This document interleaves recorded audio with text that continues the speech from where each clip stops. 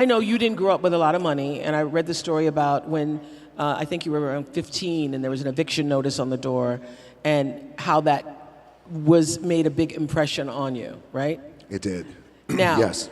Now, you're one of the highest paid actors in the world. Thank you. I do all right, thank you. You do all right. And does that title, the sexiest man alive, the highest paid in the da-da-da, what do those titles mean, if anything? You're the greatest, you're the most popular, you're the most followed, you're the most. It's great for the ego. It's wonderful. Kidding. Yeah, the better question is, how do you keep your ego in check when all of that is happening all around you? Sure. Yeah. Very important. People I have around me and how important that is. Do you have anybody who can tell you the truth at this point? Yeah, she's called my wife. Yes. Okay. Absolutely. Lauren can tell you the truth. Yes, Lauren can tell me the truth. But by the way, and this is where it's the tricky thing for us too, being in this position, is we want to make sure that we have people around us who are inspired to do well and reach for and continue to share our vision, but also at times say, well, I'm not quite too sure if that's the right thing to do. So look, I've had a wonderful career, especially coming from being evicted, and those titles are nice and everything is fine. But honestly, I'm so grateful to be in the position I'm in, and I never take anything for granted. I try not to. Aren't you glad that you were once evicted? Because it gives you such an appreciation for what you have now. It just gives such perspective. When we were 14 years old, we lived in Hawaii, and we lived in a small efficiency apartment. And my mom and I came home, and I'll never forget, the rent was $180 a week. And there was an eviction. A week? And there was an eviction notice on the door, and this was the one. It was the final eviction notice. Like, that's the one. My mom started crying, and I never forgot in that moment. It was a seminal moment for me because I felt like I never want to be in this position again. What can I do? So at 14 years old, I thought, well, the heroes in my life, Muhammad Ali, for example, professional wrestlers. They're all men who have worked hard with their hands and they built their body. Yes, that's what I'm going to do. I'm going to do what my dad taught me and these other heroes. I'm going to go build my body so we're never evicted again. But being evicted, by the way, has, as you were saying, has not only given me just great perspective, but also great gratitude, but also, and my team and my family, we laugh at it, but I feel this way, like, oh, well, you know, we're a month away from being evicted. I got to go to work. Like, I still have that in my head. You still have that. I still have that in my head, you know, but it keeps you grounded, by the way. Yeah. Yeah, because that's why the most this and the most that, again, it's wonderful, but the alternative is what I once was. And I remember reading this, that it was like WrestleMania 13, and you were still being called Rocky. And there were a bunch of fans at the time who were jeering you, and they were saying, you know, unkind things. And you used that moment and literally turned on your heels and turned it around. Yeah. And, you know, this whole Vision Tour is about people who've been knocked down sometimes in life. Everybody, you know, not in a ring, but have had those moments where you didn't feel like the rest of the world saw you for who you needed to be. Right. How were you able to turn that around? Okay, so thank you for bringing that up. So this is, it was a turning point in my career, and it really allowed me to grow, and it really allowed me just to be me and be anchored in with who I am. So when I first started wrestling, the idea was, well, why don't you call yourself Rocky Maivia? Out of respect for your dad, Rocky Johnson, and your grandfather, Peter Maivia. I hated the name. And I thought, well, I just wanted to make my own way, and I wanted to be independent. I love my family, but I don't want to do it like that because it feels like I'm trying to leverage their fame. The powers that be said, nope, that's your name. I was also told, well, when you go out and you wrestle, you have to smile. I want you to smile big. This is in the WWE. Why are you smiling if you don't beat people up? Well, the idea was I was a rookie in the wrestling business. I was what's called, the wrestling business is a term called babyface, which is a good guy. I was being groomed as a good guy wrestler. young. The idea was you're grateful. Grateful for the opportunity, so when you go out there, I want you to smile. You can't smile enough. And I thought, well, what if I lose? No. Yes, exactly. Yeah. Still got to smile. And Yeah. it just didn't feel right. That didn't Yeah. sit right with me. So a few months later, the company made me the Intercontinental Champion. And then a month later, we go into the annual biggest event. It's like the Super Bowl of wrestling, WrestleMania. And it was WrestleMania 13. By the time I got to Chicago, WrestleMania, 16,000 people in the middle of the ring. When I was in the ring, and I'm supposed to be a good guy, and you're supposed to cheer me, 16,000 people were chanting, "Rocky sucks." Thank you for laughing, a few of you. But it was... Can you hear the word sucks clearly when you're on the mat? Rocky sucks. Yes. Yeah, Rocky sucks. There's a reverb that happens in the Yeah. arena. And when in unison, not not good. one person, you suck. Yeah. 16,000. And I remember laying there in the ring, and the referee said to me, "Don't listen to him." And it was crippling for me. Yeah. But so then, at that time, the powers that be thought, this isn't going to work, and for whatever reason, people are not liking you and they're not connecting with you. And so in that moment, it was very defining, because I asked then if I could just be myself.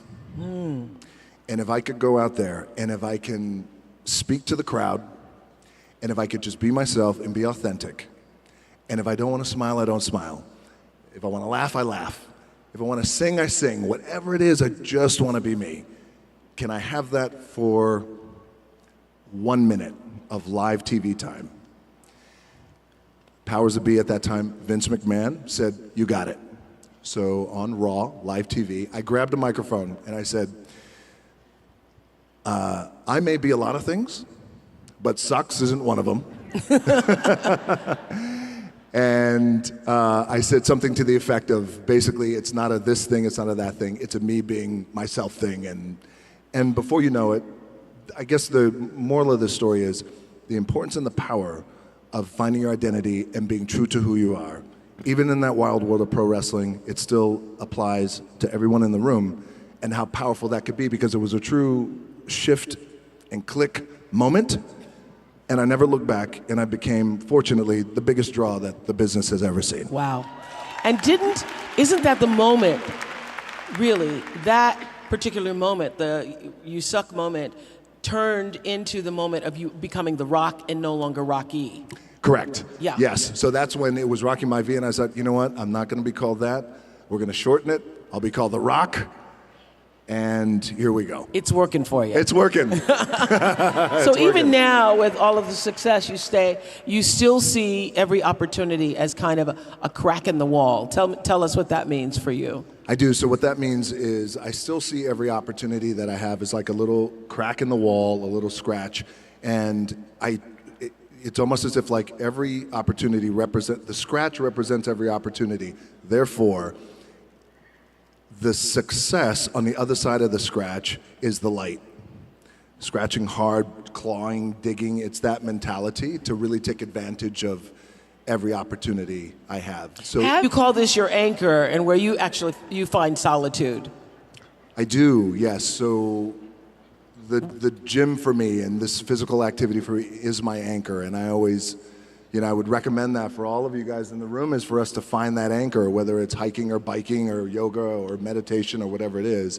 Because for me, the gym, or just some sort of physical activity, it anchors my day, and then it allows me to go on and work for the rest of the day. So it is a spiritual practice for you. Well, it's way more than just physicality. Yes. It's way more than just picking up a weight. It is my balance, it's my anchor, it's my spiritual anchor, mental, because what it allows me to do, it's the only time for me that, and we all need this, because this treadmill of life, there's no stop button, so it's so crazy. It just allows me to block out the noise and clear my head, think about what I need to do or accomplish, or think about the things I need to accomplish without the influx of information and people trying to tug at me and pull at me. Absolutely. So I know your company is called $7 because you found yourself at one time in your life with only $7 in your pocket. And you've now turned that around. I did. When I had a dream, and that dream was to play professional football. I fell in love with the game of football, played at University of Miami. We had great teams. We won a national championship. My goal was to play in the NFL. Again, because we didn't have a lot of money, so I wanted to be the first one to buy my parents a house, buy myself a house. I never lived in a house until I was 29 years old. And the dream didn't come true. I didn't get drafted. I didn't get any offers, nothing. I had to work up in Canada at the Canadian Football League. And when I was cut, when I was cut from there, I had, my dad had to come pick me up. And I'll never forget, we were on I-75. He lived in Tampa, came to Miami, got in his pickup truck. We drove up I-75. And I'm 23 years old. I am forced to move back in with my parents, which was, you know, because you want to tackle the world and you have all these dreams. And none of it came true. And it was also hard because all my friends around me, those teammates, they were NFL stars and they became millionaires buying their parents a home. You know, that's the thing, you want to buy your mom a home. So I said, I wonder how much money I have. And I took out my wallet and I had a 5, a 1, and some change. And at least I rounded up. I'm optimistic. So I thought, oh, I have $7. And now everything, my production company and all marketing, everything is $7. Yeah. We did you for Masterclass for OWN, and something you said there really stuck with me, that the most powerful thing you can ever do is to be yourself. Be yourself. Yeah. Yes. And you were talking about that earlier, about that moment that you learned to be authentic is when everything changed. That's when everything changed. It's like a shift and click moment for me, when I realized there's great power in being myself, same thing for all of us. But I believe it's the most powerful thing that we could be.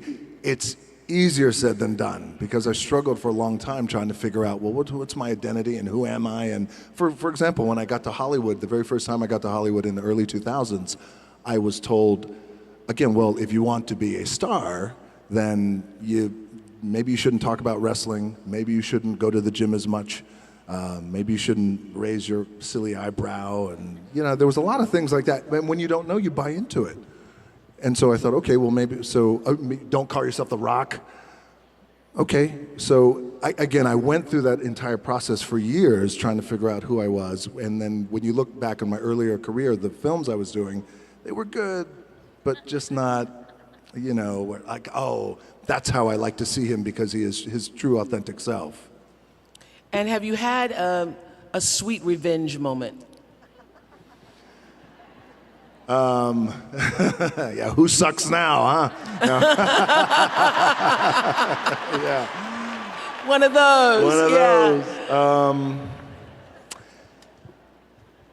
Yes, it was. Okay, so at this time when I felt like, okay, I really need to make a change in my career. I need to be me, and I want to have the kind of career that is a global career. And I said, I'm not quite too sure how we're going to do it, but I need you to buy into the vision with me, and I'm willing to put in the work with my own 2 hands. As I was telling my agency at that time in Hollywood. And they all looked at me like I had 3 heads, and they thought, well, we just don't. They thought, okay, sure, kind of placating me. And then eventually I left them and then decided, you know what? My name is The Rock, and I come from the world of professional wrestling, and I look the way I look, and I talk the way I talk, and I love to work out, and you know what? This is who I'm going to be. And then here I am today. So for those who said we don't get it, kind of sweet revenge.